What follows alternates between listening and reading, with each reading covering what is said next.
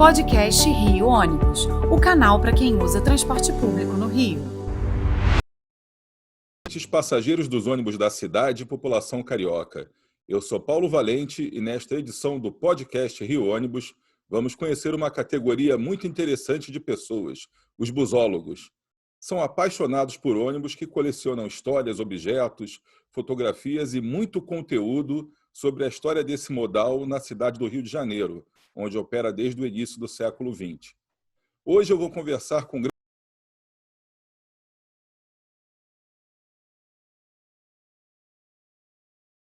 interessa por tudo que diz respeito às atividades do transporte coletivo por ônibus e faz um trabalho muito dedicado no seu canal do YouTube, o Ônibus em Debate.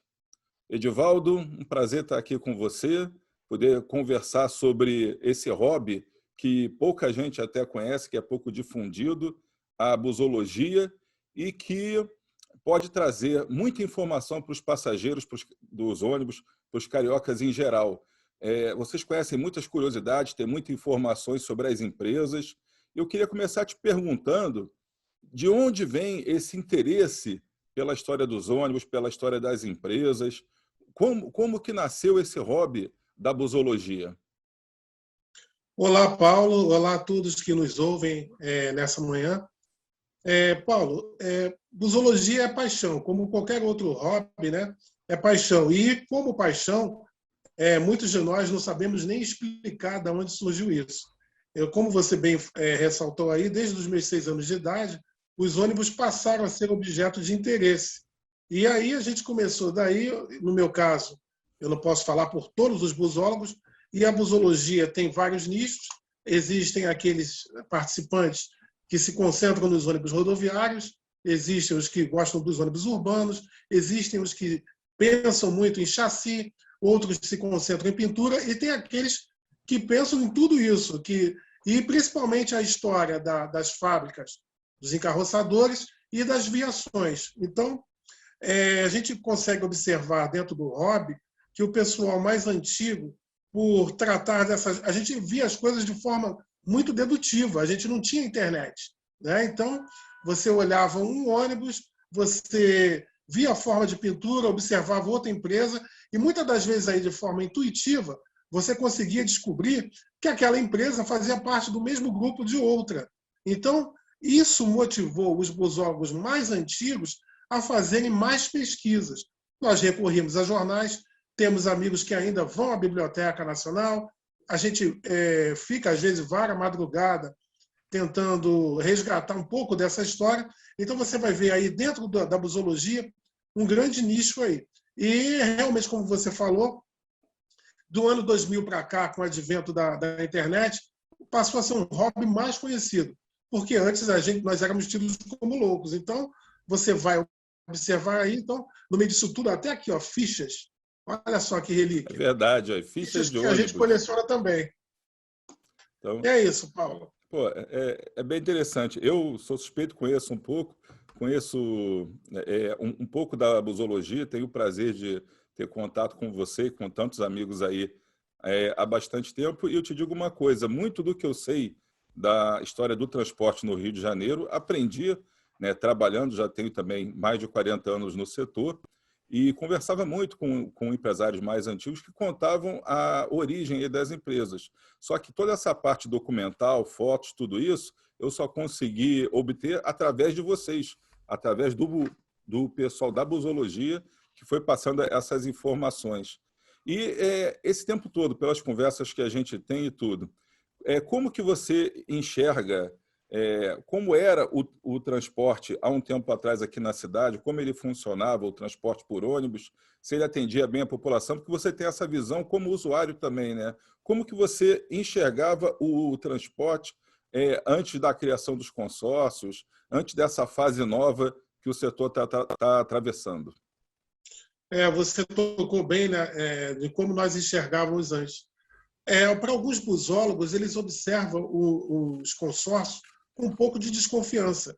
Talvez isso se processe, Paulo, pela falta assim, de uma informação melhor. A gente tem visto nos últimos tempos que essa informação está sendo passada para o público, mas isso antes não era assim.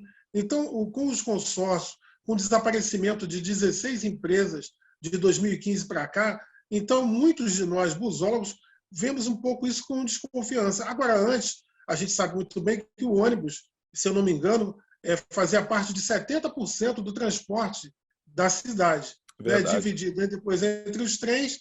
Os táxis, nos anos 60 e 70, eram coisas, a gente pode dizer assim, raras, né? Para o uso da população em si. Então, o grosso da população se deslocava por quê? Por ônibus. O ônibus era mais abrangente. E mesmo com essa abrangência, existiam ainda nichos que tinham dificuldades, mas a gente via empresas que atuavam tanto na Zona Sul quanto na Zona Norte e vice-versa. Não tinha essa segregação que começou, na nossa observação, começou a acontecer nos anos 80.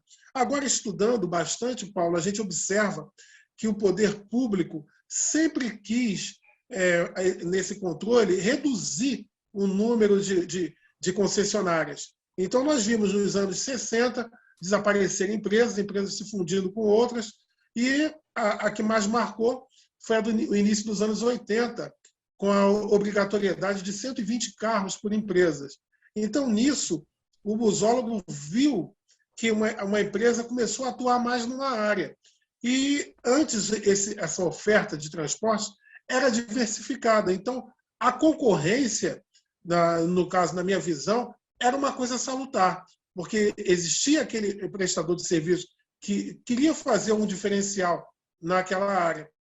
Então, dividido por regiões, parece que muita coisa se acomodou. E, nos últimos anos, depois dos consórcios, a gente tem visto a nossa visão. Eu vou te dizer, a nossa visão acaba sendo essa, Paulo, devido talvez a pouca informação. A nossa visão é que alguma coisa está errada aí. Alguma coisa está errada. E nós temos visto assim, o ônibus tem perdido espaço. Quando eu te disse que o ônibus antes abrangia 70% da população, existiam realmente nichos desatendidos. Talvez nesses nichos desatendidos entrasse aí o transporte alternativo, entrasse aí os aplicativos, mas parece que agora a coisa tomou uma outra forma, a coisa degringolou. Então, a gente fica na expectativa de o poder público também oferecer para nós um outro tipo de condição. Talvez seja isso também que vocês, como empresários, também pensem. Porque o busólogo, se ele não é usuário do sistema de ônibus, ele já foi, ou ainda será. Então, a nossa visão, além de... isso que eu te falei, dentro desse nicho de busologia, existem aqueles que estudam. Então, essa nossa visão também é uma visão de passageiro. A gente fica preocupado tanto com o gosto das pinturas, né, que desapareceram, aquela diversidade, mas também com a qualidade de serviço prestado. Então, isso tem sido uma coisa preocupante para nós, enquanto parte da população. Sim, pô, é bem por aí, Edivaldo. E eu estou vendo aqui, né, pelo vídeo, a gente está conversando no podcast, mas grava também, isso também tem a versão gravada no vídeo. Eu estou vendo que atrás de você, na sua estante, tem uma miniatura de um ônibus da Acari, aí do início dos anos 70, mais ou menos aí, talvez final dos anos 70.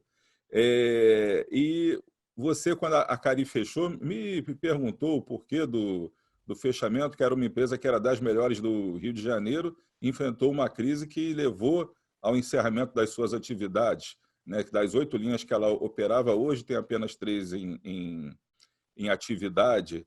E como que você enxerga, então, você mesmo citou as 16 empresas que fecharam e essa crise que o setor vem passando. Como que a população, você já colocou a tua preocupação, mas qual é o sentimento mesmo do busólogo enxergando essa realidade? O que é que você vê aí para o futuro? O que é que você sente que vai acontecer na cidade? Pelo movimento que vem acontecendo hoje aí de ocupação de nichos pelo transporte alternativo, da entrada dos veículos por aplicativo no cenário. Qual a percepção de vocês sobre essa questão?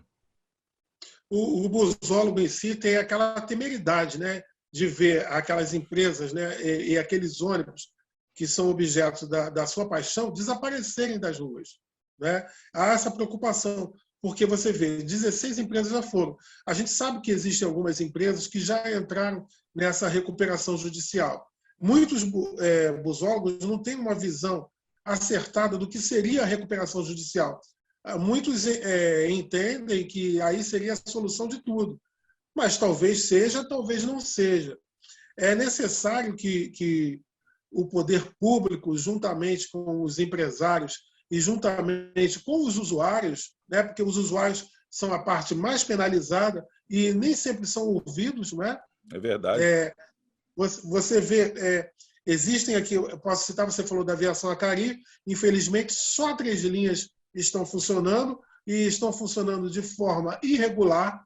A gente sabe que é um serviço emergencial, mas você sabe, o passageiro, quando ele se vê pagando uma tarifa elevada, ele quer mais que o serviço seja prestado. E ele não está encontrando isso. Existem passageiros que procuram saber o que está acontecendo.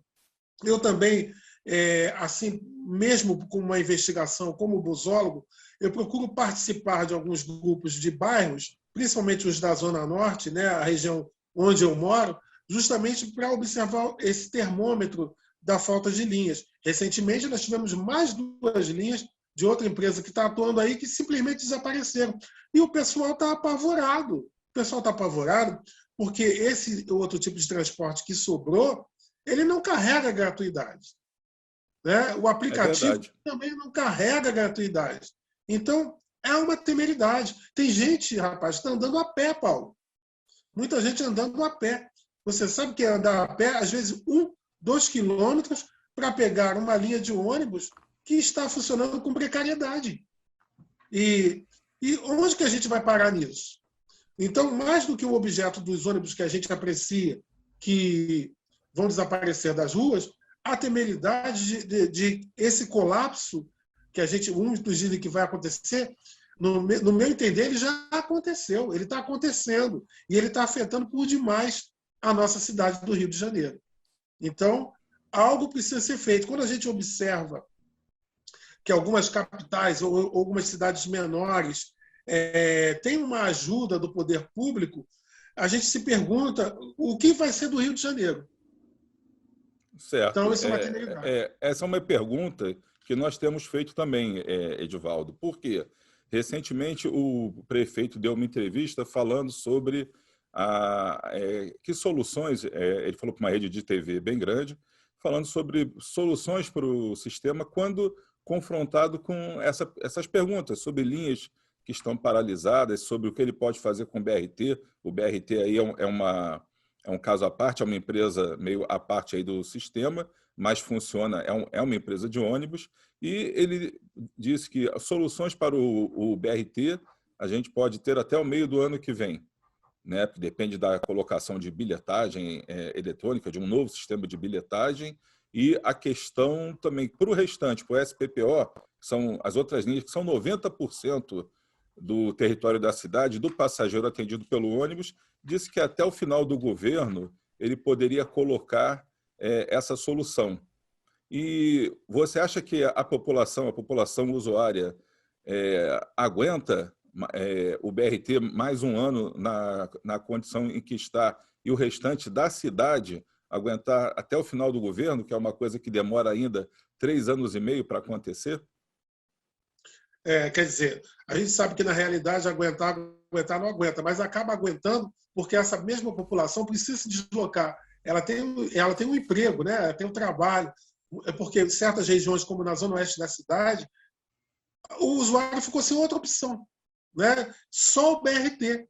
As linhas alimentadoras não funcionam. E quer dizer, o pessoal, se não entrar naquilo ali, porque eu sou um tipo de busólogo porque eu não gosto do BRT. Justamente, ele poderia ser uma coisa melhor, mas acho que desde o início da sua concepção, nos primeiros dias a gente viu funcionando corretamente, mas depois a gente já viu o caos. Eu acho que o maior erro foi ter eliminado algumas linhas que corriam paralelamente ao nicho dele. E, então, deveria se dar uma opção. O usuário também precisa ter essa opção. Por que eu, usuário, sou obrigado só a andar no tipo de transporte? Por que eu não posso ter outra opção? Aí a opção que dão é o ônibus executivo. O ônibus executivo tem uma tarifa maior e justamente lá na Zona Oeste, onde existe uma população mais carente, Como é que você vai ofertar um serviço desse de executivo e o pessoal vai ter que entrar realmente no BRT? Antigamente se falava muito do trem lotado. E o BRT lotado? Muitas vezes se falava em não ter aglomeração. Olha a aglomeração que existe dentro desse tipo de transporte. Quer dizer, então, nós estamos falando da Zona Oeste, existem nichos na Zona Norte que estão bem desassistidos, mas a Zona Oeste tem uma situação muito mais gritante. Então, a nossa visão de usuário e de busólogo, mais uma vez te digo, é de temeridade. Tá. Não vou citar nome de empresas, mas a gente está vendo que algumas empresas aí, até tradicionais, tendem a desaparecer, infelizmente. Né? Tá. E você vê com essa questão toda do início aí do governo do Eduardo Paes, que fez a intervenção no BRT, a gente ainda está aguardando para ver aí os resultados, não sei qual a percepção sua e a percepção dos usuários aí de forma geral sobre isso, e essa questão da entrada do transporte clandestino, do aplicativo, que estão dominando essas regiões da cidade aí. Você acha que é válida essa substituição do transporte regular pelo irregular? Essa, digamos, flexibilização que está sendo feita aí para o transporte clandestino, em detrimento do transporte organizado, que transporta gratuidade, que paga seus impostos, que assina a carteira de seus funcionários. Me dá essa sua percepção final, que o programa já vai acabando. Eu acho que nós vamos ter que marcar uma nova edição para continuar essa nossa conversa. Eu entendo que poderia haver espaço para todos os modais, né? Todos os tipos de transporte. Esse transporte complementar, o aplicativo, todo mundo poderia, para a mobilidade melhor da cidade, interagir um com o outro, mas não nessa situação que se encontra, em que um está tomando conta do lugar do outro, e isso não vai acabar bem. Isso aí, como eu disse, esses transportes, o aplicativo, esse transporte complementar, essa invasão predatória no nicho das empresas, isso aí mais para frente, isso vai causar um dano terrível. Essa é a minha percepção. Infelizmente, se algo não for feito, se a nossa prefeitura também não começar a pensar nesse subsídio, né, de passagens, eu acho que a coisa vai degringolar de uma forma tal, se agora nós já estamos vendo a coisa gritante, o futuro, se não for nada for realizado, é de temeridade, é terrível. Eu vou te falar a esperança nunca pode morrer, né, Paulo? Mas a gente precisa também de trabalho, né? Não, só aproveitando o finalzinho agora, você falou uma coisa bem interessante, que é o subsídio. Eu queria fazer um comentário para esclarecer para os ouvintes que o subsídio ele não é dado para a empresa de ônibus, não é dado para o empresário. Nas cidades em que há o subsídio, algum tipo de aporte do poder público, esse subsídio é dado para a população, para que a passagem possa custar mais barato. Eu vou te dar só um exemplo, que é o exemplo de São Paulo, que é o mais citado. Lá, a passagem para o usuário, para quem pega o ônibus, custa R$ 4,40. Só que o governo ele complementa a diferença para R$ 7,20, ou seja, a passagem em São Paulo deveria custar R$ 7,20 para ter o sistema de qualidade que se tem lá. Só que o usuário paga R$ 4,40 e o governo paga o restante no lugar do usuário. Ou seja, o subsídio não é dado para a empresa de ônibus, o subsídio é dado para o passageiro. Em Brasília, a mesma coisa. A passagem modal lá está em torno de R$ 4,00, mas a empresa recebe um complemento de R$ 6,00 por passageiro transportado da parte do governo, que lá é uma cidade-estado. Então, para deixar isso claro para o nosso usuário também, não é um subsídio para o empresário, é um subsídio para o passageiro, para desonerar a população que paga a passagem. Bem, Edivaldo, o horário da gente, infelizmente, acabou. Vamos marcar uma outra conversa sobre isso, que eu acho que temos muita coisa ainda para debater, para esclarecer aí para os usuários, falar um pouco mais aí realmente da busologia, contar algumas histórias que nós temos aí interessantes que vocês têm para contar sobre o transporte. E queria te agradecer muito aí pela participação. Eu tenho a certeza de que quem anda de ônibus aqui na nossa cidade, quem está nos ouvindo, deve ter gostado muito dessa conversa, deve ter entendido um pouco mais aí do ponto de vista até não do busólogo, mas do usuário em si, que eu acho que isso é muito importante. E queria te passar aí para alguma consideração final, antes da gente fazer o encerramento. Nessas considerações finais, queria dizer que a busologia tem nicho. Nós encontramos também dentro da busologia a fraternidade. Existem um grupo que faz o Busólogos Solidários, que arrecada mantimentos e vai ofertar a lugares que são carentes, a asilos, a orfanatos. Então, quer dizer, a busologia, ela além de ter essa curtição, essa paixão por ônibus, ela une as pessoas. E é disso que a gente está precisando, de muito mais união, de fraternidade e de entendimento. Com o entendimento, todos nós sempre chegamos a um consenso em que podemos promover bem-estar a todos. E assim vai se processar nos transportes e assim vai se processar em todos os setores da nossa vida. Te agradeço, Paulo, pela oportunidade, agradeço ao Rio Ônibus e agradeço a todos os que estão ouvindo a gente até agora. Grande abraço. Muito obrigado, Edivaldo.